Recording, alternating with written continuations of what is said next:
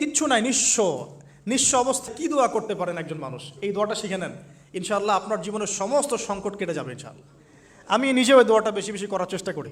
দোয়াটা হচ্ছে, রব্বি ইন্নি লিমা আনজালতা ইলাইয়া মিন খায়রিন ফাকির।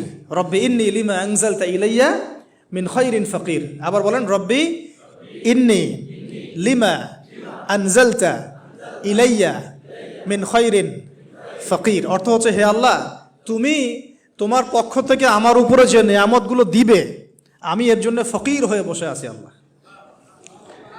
অর্থ বুঝে পড়বেন ভাই, নামাজ রোজা হজ জাকাত যাই করেন আল্লাহর ওয়াস্তে অর্থ বুঝে পড়বেন।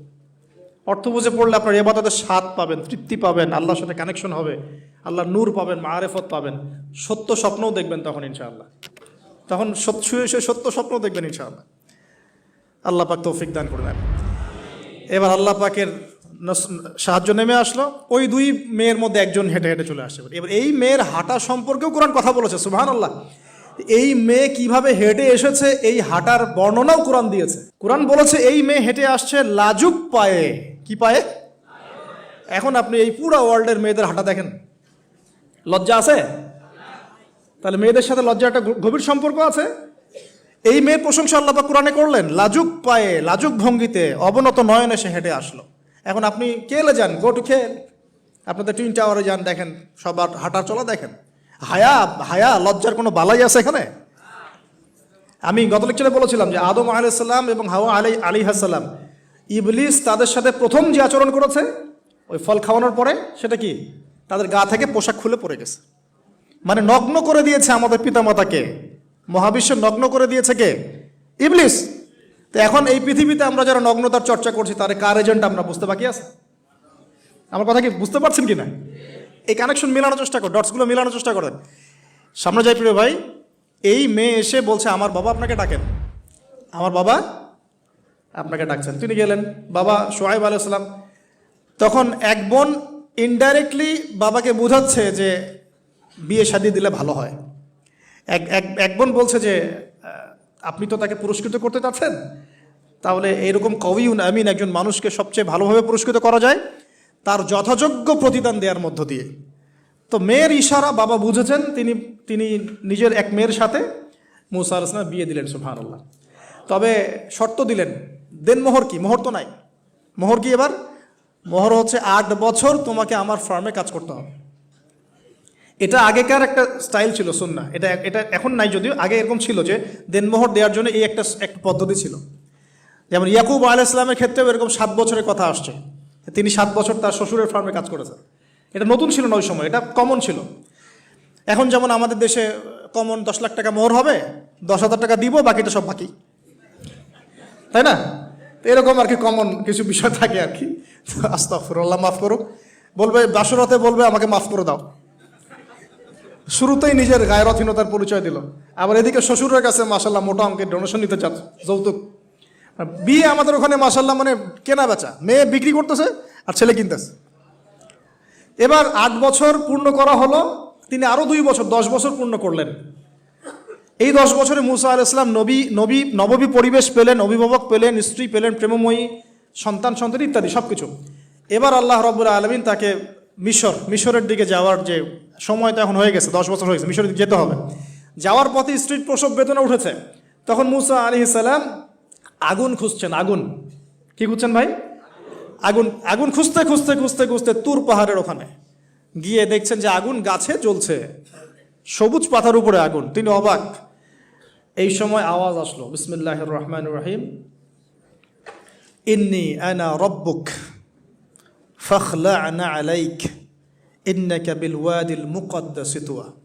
মুসা, ইন্নানি আনা আল্লাহ লা ইলাহা ইল্লা আনা ফা'বুদনি ওয়া আকিমিস সালাতা লিযিকরি। মানে এখানে অনেকগুলো কথা আছে, সূরা তাহার মধ্যে আছে। আওয়াজ চতুর্দিক থেকে ভেসে আসলো। মহান আল্লাহ রব্বুল আলামিন তার শান অনুযায়ী, তার ইজ্জত অনুযায়ী তিনি যেভাবে কথা বলেন সেভাবে মুসা আলাইহিস সালামের সাথে কথা বললেন। আল্লাহু আকবার। বললেন, ইয়া মুসা, হে মুসা, ইন্নানি আনা আল্লাহ, নিশ্চয় আমি আল্লাহ, লা ইলাহা ইল্লা আনা, আমি ছাড়া কোনো ইলাহ নাই, ফা'বুদনি, তুমি আমার ইবাদত করো, ওয়া আকিমিস সালাতা লিযিকরি, আমার ইবাদতের জন্য সালাত কায়েম করো, আমার জিকিরের জন্য সালাত কায়েম করো, আমার স্মরণের জন্য সালাত কায়েম করো। ফাখলা'না আলাইক, তোমার জুতা খুলে ফেলো। ইন্নাকা বিল ওয়াদিল মুকাদ্দাসি তুয়া, তুমি তুয়া উপত্যকায় আছো, পবিত্র তুয়া উপত্যকায় আছো। আদব শেখানো হলো, এভাবে অনেক কথোপকথন হলো। নবী মুসা আলাইহিস সালাম ভয় পেয়ে গেলেন এবং আল্লাহ পাক আরও কথা বললেন, ওয়ামা তিলকা বিয়ামিনিকা ইয়া মুসা, তোমার ডান হাতে এটা কি? মুসা আলাইহিস সালাম বলছেন, ক্বালা হিয়া আসায়া আতাওয়াক্কাউ আলাইহা ওয়া আহুশু বিহা আলা গনামি ওয়া লিয়া ফিহা মাআরিব উখরা, এটা তো আমার লাঠি, এটা দিয়ে আমি ডালপালা পারি, আমার ওই যে গবাদি পশু চড়াই। আল্লাহ পাক বলছেন যে এটা ছুঁড়ে মারো, আলকিহা ইয়া মুসা, এটা ছুঁড়ে মারো। ফালকাহা, তিনি ছুঁড়ে মারলেন। ফাইদা হিয়া হাইয়াতুন তাসা, এবং এটা ছোটাছুটি শুরু করলো, বড় একটা সাপ হয়ে গেল। সুবহানাল্লাহ।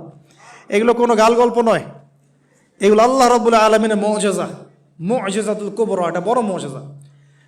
তিনি পিছনের দিকে দৌড়ানো শুরু করলেন সাপ দেখে, খাইফা ইয়াতারাক্কাব, মানে ভয়ে দৌড়ানো শুরু করলেন। আল্লাহ পাক বলছেন, লা ইয়াখাফু লাদাইনাল মুরসালিন, আমার কাছে রসুলগণ ভয় পায় না, তুমি ভয় পেও না, তুমি ওটাকে ধরো পিছন থেকে, সেটা আবার লাঠি হয়ে যাবে। পিছন থেকে হাত দেওয়া হলো, লাঠি হয়ে গেল। সুবহানাল্লাহ। এবার বলছে যে তুমি তোমার বগলের নিচে হাত ঢুকাও। মুসা আলাইহিস সালাম বগলে হাত ঢুকালেন, বের করলেন, হাত থেকে টর্চ লাইটের মতো আলো বের হওয়া শুরু। এটা দ্বিতীয় নিদর্শন। কেন দেয়া হলো নিদর্শন? এবার আল্লাহ পাক তার দায়িত্ব তাকে বলছেন, তোমাকে নিদর্শনগুলো কেন দিলাম, তোমাকে মনোনীত কেন করলাম, কেন তোমাকে মনোনীত করলাম মুসা, তোমার কাজটা কি? তোমার কাজ এখন এইটা, ইযহাব ইলা ফিরআউনা ইন্নাহু তাগা, তুমি ফিরআউনের কাছে যাও। ফিরআউন সীমা লঙ্ঘন করেছে, মনে আছে ফিরআউনের কথা? সীমা লঙ্ঘন করেছে। তখন মুসা আলাইহিস সালাম তার অপারগতা প্রকাশ করছেন এভাবে, তিনি বলছেন, আল্লাহ আমার তো জিহ্বায় জড়তা আছে, আর আমি তো ওখানে এক ব্যক্তি, আমার খুনের অভিযোগ আমার কাঁধে, আমি এখন কিভাবে কি করব আল্লাহ? তখন আল্লাহ রাব্বুল আলামিন বলছেন, এই দোয়াটা করো। কোন দোয়া? মুসা আলাইহিস সালাম করলেন, রব্বি ইশরাহ লি সদরি, হে আল্লাহ আমার বক্ষ প্রশস্ত করো, ওয়াসসির লি আমরি, আমার কাজকে সহজ করে দাও, ওয়াহলিল উকদাতাম মিন লিসানি, আমার জিহ্বার সমস্ত জড়তা দূর করে দাও, ইয়াফকাহু কাওলি, যাতে মানুষ আমার কথা বুঝতে পারে। আর আমার সাথে আমার পরিবারের মধ্য থেকে ওয়াজআলনি ওয়াজিরাম মিন আহলি, আমার পরিবারের মধ্যে একজন ওজির আমাকে দাও, সাথী। হারুন আখি, আমার ভাই হারুনকে দান কর। সুবহানাল্লাহ।